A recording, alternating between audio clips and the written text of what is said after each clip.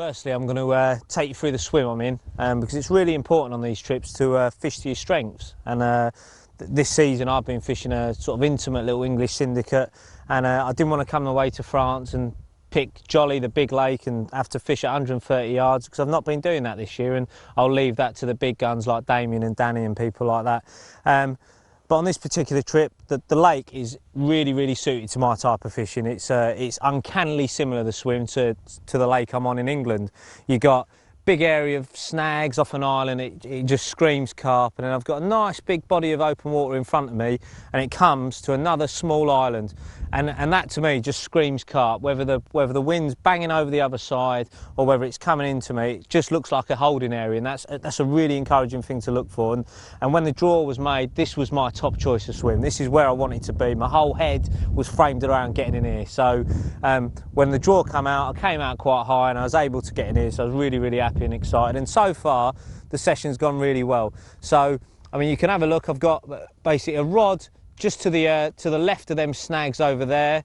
My middle rod is positioned off the slope of the island, which is just in front of me there. It drops off from sort of 3.5 foot down to 4 foot, and I've got it right on the pinnacle there. There's a bright tree where it's sort of starting to go wintry into its wintry colours. I've got a bait there, and then the other one is off the left of this island. Again, it slopes off from 3 to 4 and then plateaus out at 5.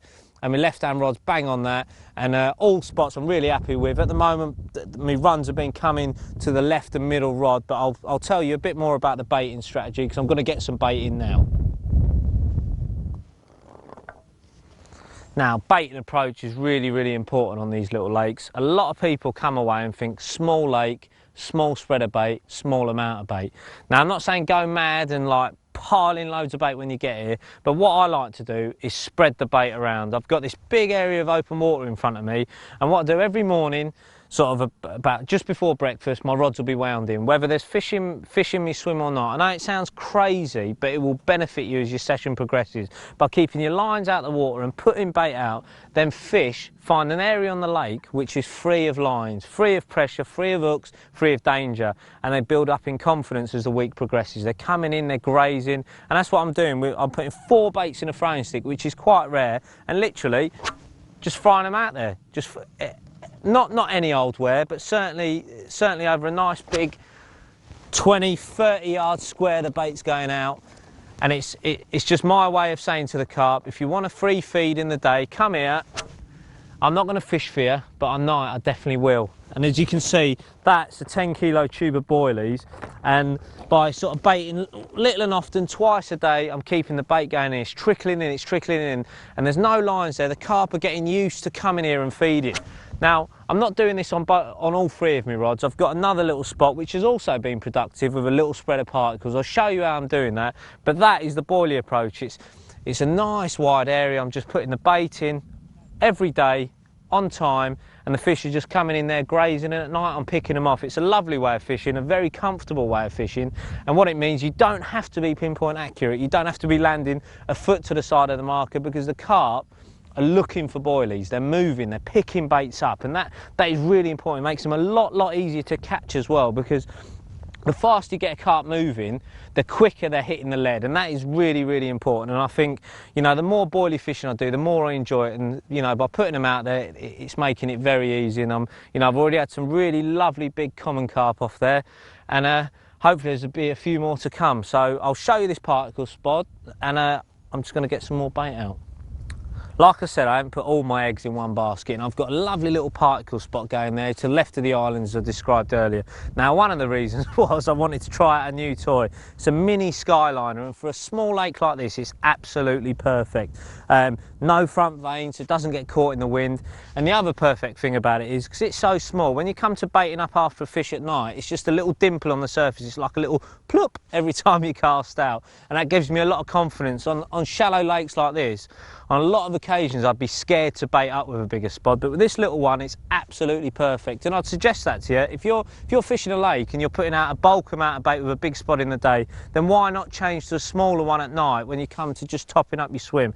And Adam Penning told me that 10 of these is 14 ounces of hemp. So I've already had 2 carp off 10 of these. So that's 14 ounces of hemp for 2 carp, which ain't bad really. So I'm just going to top this up. It's only about sort of midday, so I'm going to put 10 spods out now on my spot to the left of the island, and then just after dinner, when I get my rigs out, I'll put another 10 spods on top of that, and probably a light scattering of small 12mm boilies, just to keep them rooting around for a few bigger things, so they're used to picking up a hook bait. Lovely. Got another one in the net. I have indeed, yeah. Cheeky monkey. Where have you had that then? Just the left-hand side of that right-hand island there, look. They've been showing, haven't they, last hour or so? They have been, yeah, just behind the island they have been, yeah. I was fishing up earlier on, just in front of this one here. Right, I see. What, are they back of the wind now, do you reckon? Have they moved a bit? Yeah, they seem to be, yeah. What have you been having them on then? Just little boilies. Yeah? Just sticking loads of baits out everywhere and fishing 2 bait stringers wherever I think I'll pick a bite up from. Really? How much bait? I've been putting about 1 kilo to 2 kilos a day. So nearly 5-6 kilos now on the 3rd day. Yeah? Different sizes? One size? 15s and 80mm. Right. Do you think that's making any difference? Yeah, it can do, can't it? Because they're picking up different baits, but I think when you're sort of getting them moving anyway, it doesn't really matter. And then what about the hook bait? Is it straight bottom bait, pop up? It is just straight bottom bait, yeah, wafter, yeah. No, I'm just drilling it out, putting a little bit of cork in it, just to take the weight off the hook. It's not slow sinking, but just so it goes up the same as all the others. Quality, quality. And what about the rig? What's sort of the terminal setup? Just a safe zone leader, lead clip on a lead clip even, and then I'm just changing the size of sort of the length of my rigs to where I'm putting the baits. If it's softer, I'll put a longer. Why'd you do that then? Oh, right, go on. Yeah, because if it's a softer bottom, the lead will go in, and I want the bait to be on top of the silt, obviously. So. Right, got you. And do you foam it up, or you got PVA bags on, or anything like that? Yeah, I've got a PVA bag of 2 or 3 baits, and I'm just putting a bit of foam over the hook to, so nothing marks the hook when it goes down. Awesome, awesome. So you actually caught that short, you didn't carve me up this time? No, not this time. No, you caught one out your own peg. That's nice to see. And the other thing, you promised me you wouldn't cast out in the day while I weren't fishing, and you haven't, you? Well, I saw him, Harris told me that I was fishing, so I had to come around here and flick a couple of baits out. That's it, I'm going to get that rusty head monkey out of here. That's it. Right, well, should we have a look at him then? Yeah, let's get him out. Right then, dub from above, let's have it up. Right, which number's this? Number 6 now. Not bad, son. You're doing me by 1, aren't you? I am indeed. But you're fishing in the days and I ain't. You have to mention it, didn't you? Only joking. Look, lovely French now.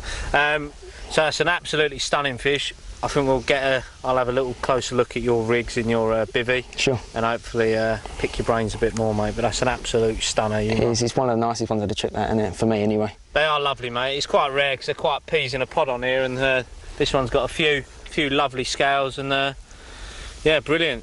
A few more to go, mate. Hopefully, yeah. Let's get them back out there. Awesome. Well done. Thank you very much.